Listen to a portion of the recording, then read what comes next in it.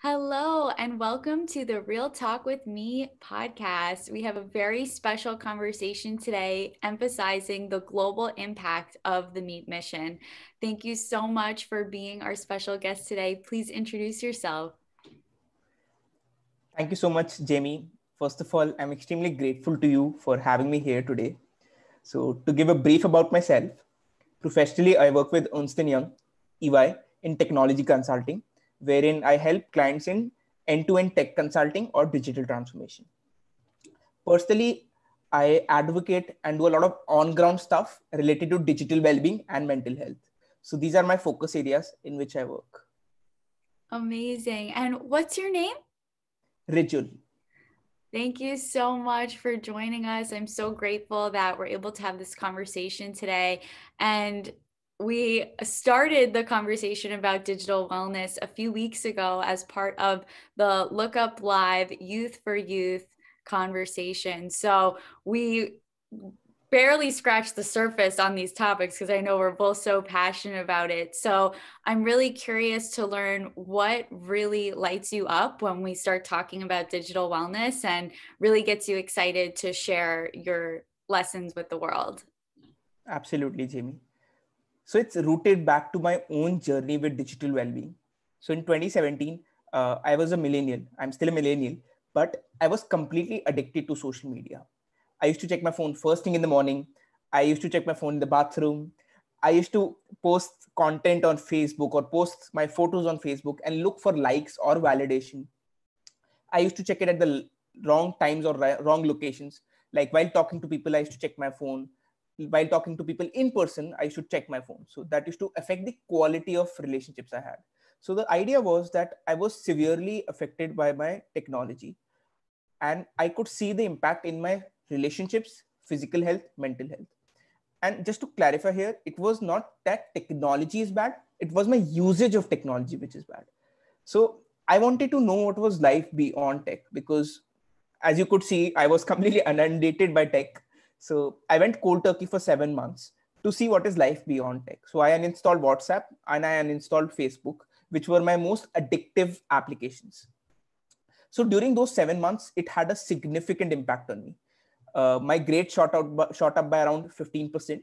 That was in terms of academics, but in terms of physical and mental health, I was I could see the impact I had. In terms of physical health, I lost around 15 to 17 kilos because I adopted some great habits.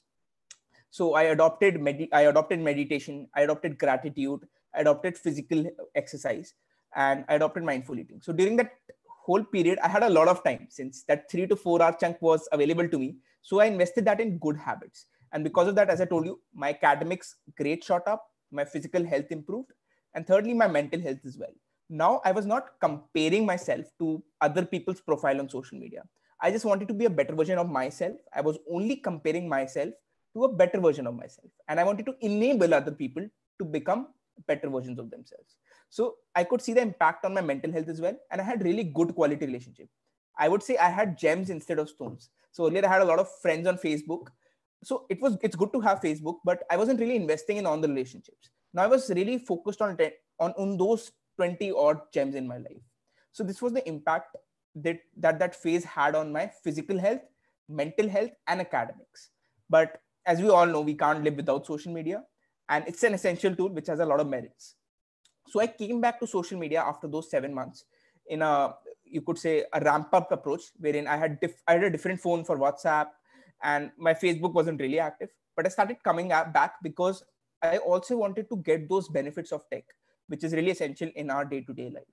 So when I came back, I started experimenting a lot, and I still experiment a lot to have that perfect balance with tech. So that's what my journey has been. And since that second phase, I'm right now in third phase, which I call healthy relationship with tech, wherein I keep exploring a lot of features of tech and keep talking to youth like you and other out there to learn from each other and to have a balance with tech.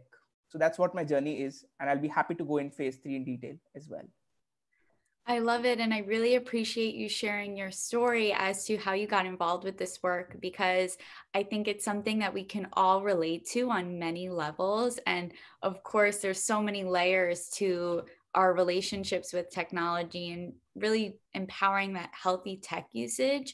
I really admire what you said about comparing your growth to yourself, because it's so important that we're focusing on our inner self. So I refer to that as me. So our inner me, however, using that as a universal term that connects with everyone. So we all have that inner voice in our head. How can we befriend it? So when we pick up the phone or we have the urge to pick up the phone, pausing and saying, what does my inner me really need right now? Is it a self hug or is it something else? Because a lot of times that desire to pick up the phone is often a clue for something deeper that we're craving.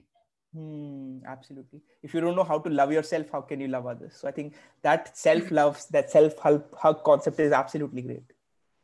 Absolutely. So that's so amazing. And I also am curious if you could clarify a little bit about what you mean when you use the term diamonds when referring to your Facebook relationships. Correct. So first, I would say that this journey wasn't easy, to be honest. There were a lot of challenges, which I'll deep delve into. So coming to the question that you had asked. So when I was on Facebook, I had a lot of friends from schools, colleges, and a lot of unknown people. So my energy was was very scattered to all those people. I wasn't really putting a lot of effort in my real relationships. So that's what I mean, that I had a lot of stones. I could have turned them into gems as well through Facebook as well, but I wasn't using that tool well. But when I came out, I had only one means to invest in, which was real relationships, and which were those 10 to 20 odd relationships. And that's where I put in my whole energy. And that's where, since I had a lot of time, I invested that time in that relationships.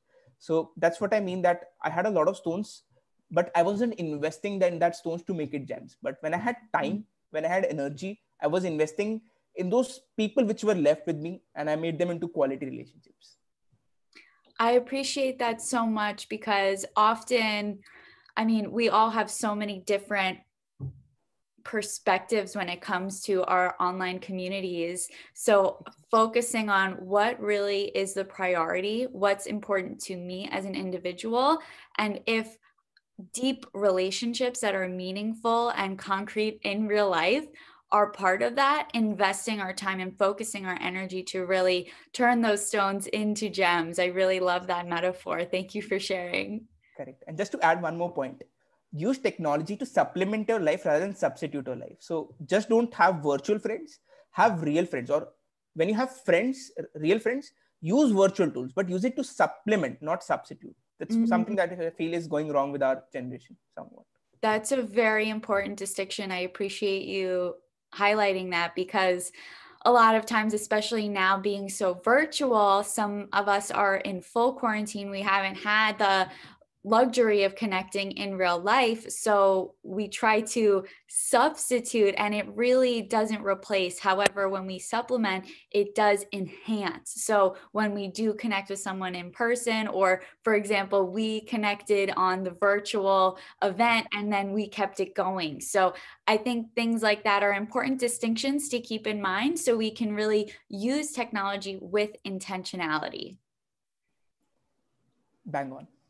Yes. So what are some of those healthy tech tips that really keep you grounded in this practice? Because I know from my personal experience, it's very easy to, check the boxes. And then as soon as one thing happens, you're like, oh, I don't know if I could do this anymore. Absolutely. That's something that I can totally resonate with. So how I define my relationship with tech is divided into 3 pillars. So first pillar is healthy consumption. So the idea is that tech is very similar to food, as we all know, that the kind of food that you eat, the vitamins, carbohydrates, shapes you up as a person. Similarly, the kind of tech that you consume shapes you up as a person, the amount and the time that you spend. So now I use content that helps me grow. To give an example, I consume a lot of self-help content. Like I listen to books using Audible. I listen to podcasts like our podcast or similar podcasts.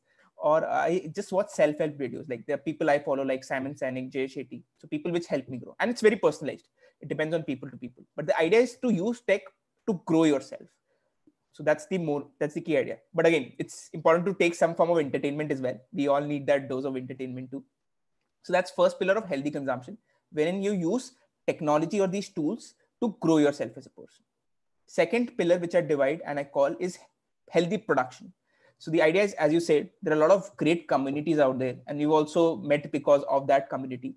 So the idea is to be use tech to grow, use tech to make an impact on the community out there, use tech to put out content out there. So most of us are passive consumers online, but we can reach out to so many people using these tech. So for just an example, my LinkedIn post reaches out to thousands of people, and for an influencer, it could be millions of people. So the idea is that we can't even imagine meeting these kind of people in person, but with one post, we can reach out to so many people. So that's the power that tech gives us. So I think that is something that's really important here. But again, it's important to put out healthy content. Like if you're forwarding fake news, that's probably not good use of it. So it's very important to have that distinction between healthy and unhealthy production and consumption. And third pillar is something which I call is moderation of screen time.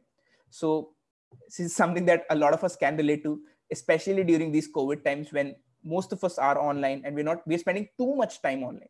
So the idea is to have that moderate use of screen time. And under this, I adopt a plethora of steps.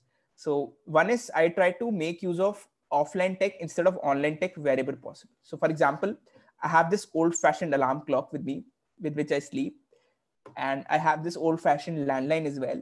So I believe that nighttime is something that's precious to you as a person, and that location has kind of some kind of energy which you should not keep for tech.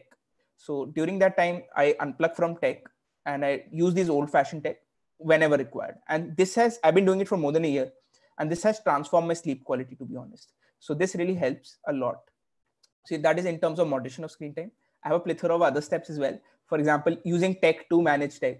There are a lot of Google Chrome extensions out there, like Timeout, like To Do Book, which asks about your intentionality. Like when you open your social media feed, it asks you what you want to do before you actually go to your feed. So there are plethora of these extensions out there which helps. And there's something called Google Digital Wellbeing. There are applications by Apple as well. So I use tech to manage tech. And these are things that has really helped me curate my tech instead of the tech curating me. So that helps me have a lot of control over my tech, and I do some form of daily digital detoxing as well. So this is something I do in very brief terms, but these are tips which has really helped me have a very significant impact in my life. I appreciate the breakdown of the 3 pillars because it's helpful to break it down into these different usages. And thank you for sharing these concrete tips, because I know digital wellness is a very umbrella term. So breaking it down into what can we actually do is a great help. And I really appreciate the intentionality behind when we are posting, because, for example, you can't reach all those people in real life at this moment.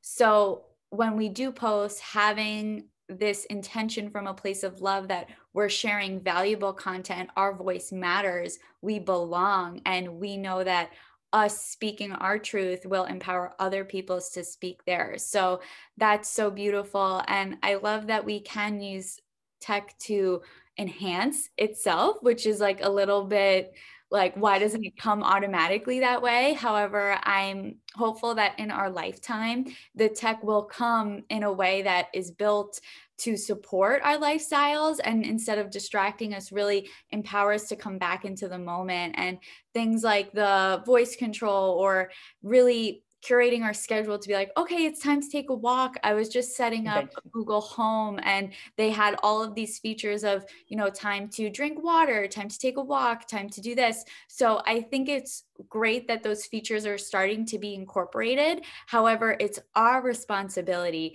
to plug them into our routine and actually get up and breathe, or take a walk, have some water, and really get back to our natural flow of being human.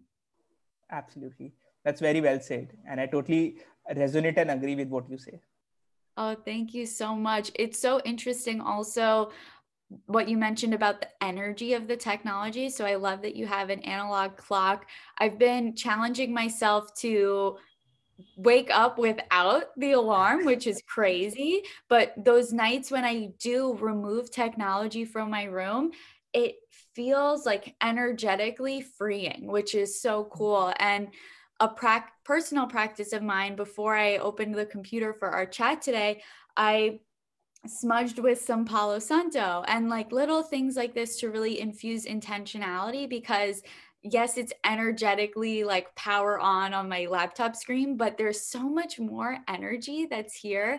And another small practice that I incorporate is these earrings are EMF harmonizers. So it's little things that really can help us stay grounded, because with 5G and all this stuff coming out, it's like, how do we equip ourselves with the tools to stay safe and grounded? That's really inspiring, and that's good to, especially that anti-EMF the earrings. That's pretty good. Yes, they have all sorts of things too. If you don't have earring piercings, like this is a necklace that I just keep in my pocket, which is cool. So they make all sorts of things now. It of course doesn't, block everything, but it is just a little like reminder for myself to stay grounded and to know that we have the power, not just the computer. Exactly. I love and it. that I remember that quote which you had said in our panel discussion, that we need to remember to put out the light inside us instead of the light with our computers. That was something. Yes. I love that. Just remember that.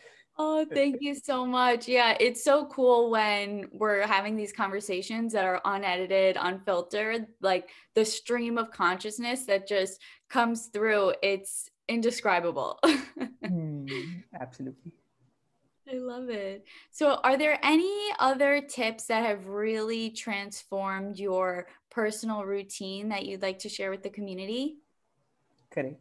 So, first of all, to everyone listening, I think it's important to evaluate your current relationship with tech.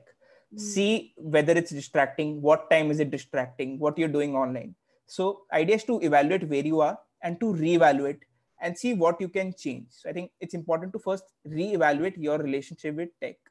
And actually, when I went cold turkey, that's what that phase did actually.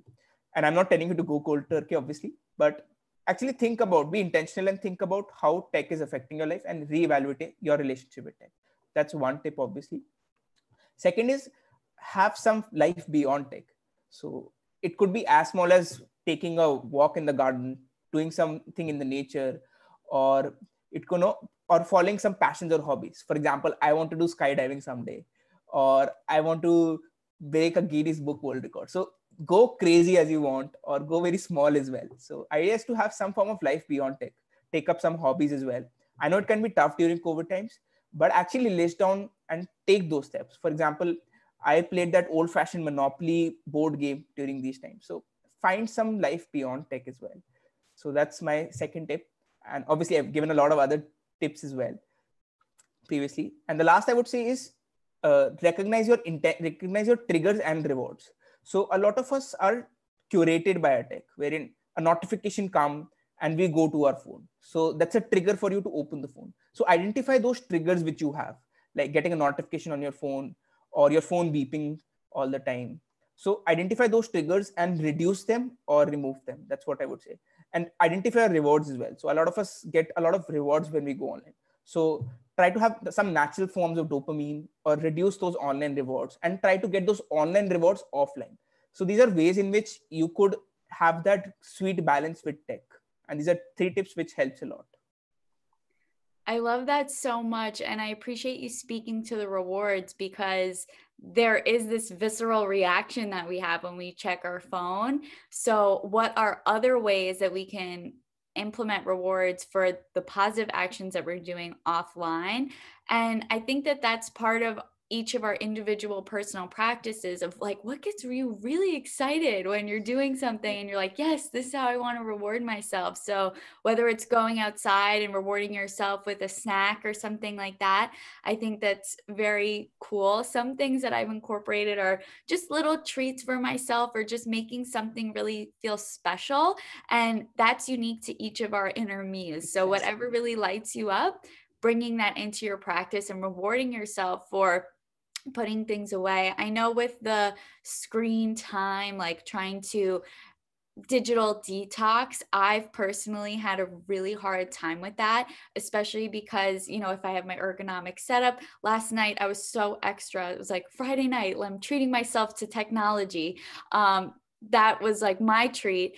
So I had a timer on. I had a mineral lamp that has a timer. So the timer was supposed to indicate when I would get off the computer.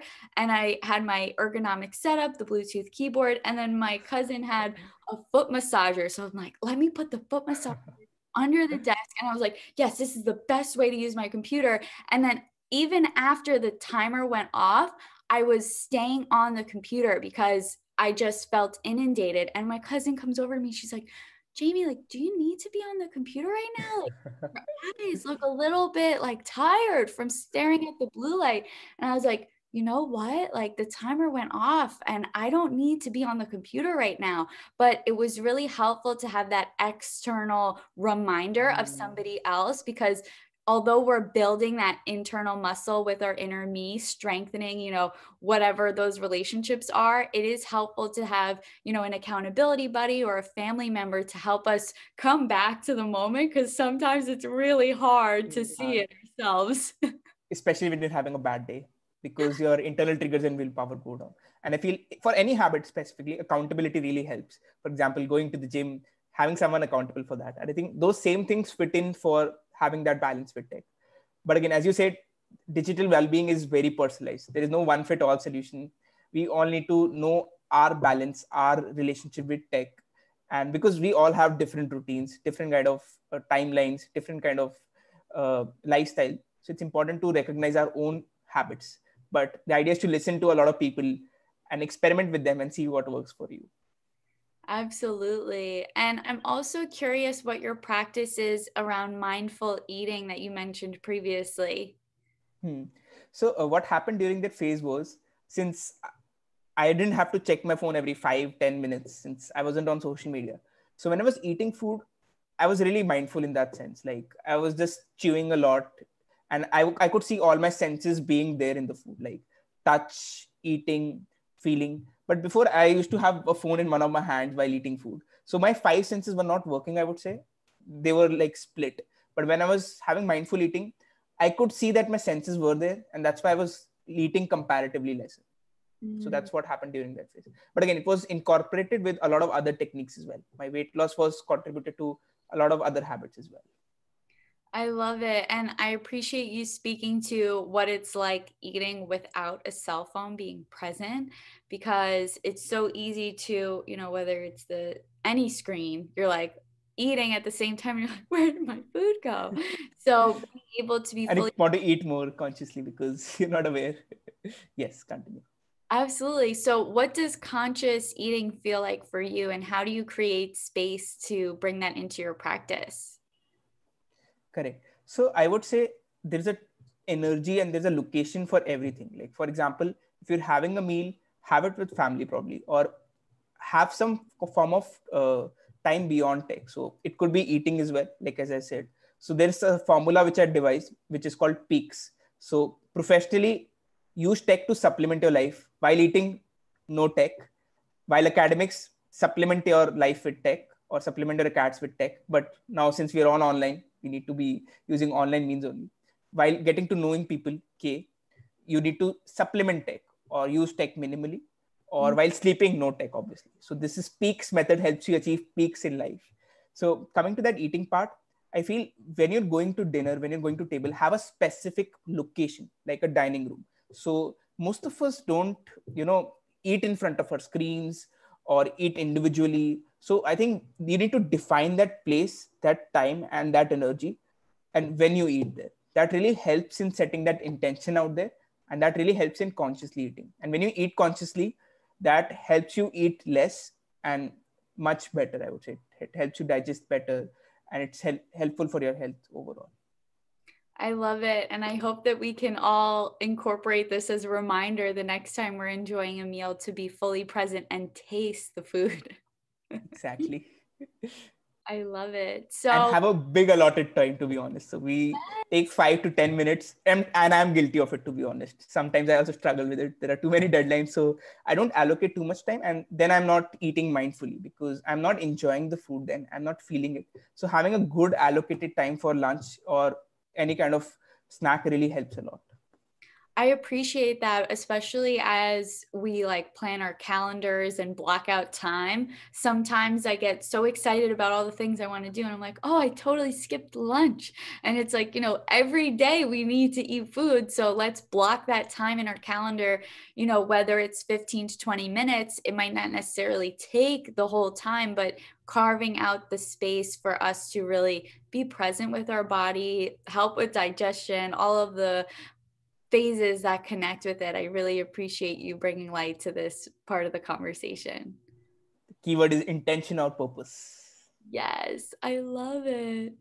So, for those that might feel inspired from our beautiful conversation today, from a global perspective, what do you think is an action item that people can take to really participate in this conversation globally?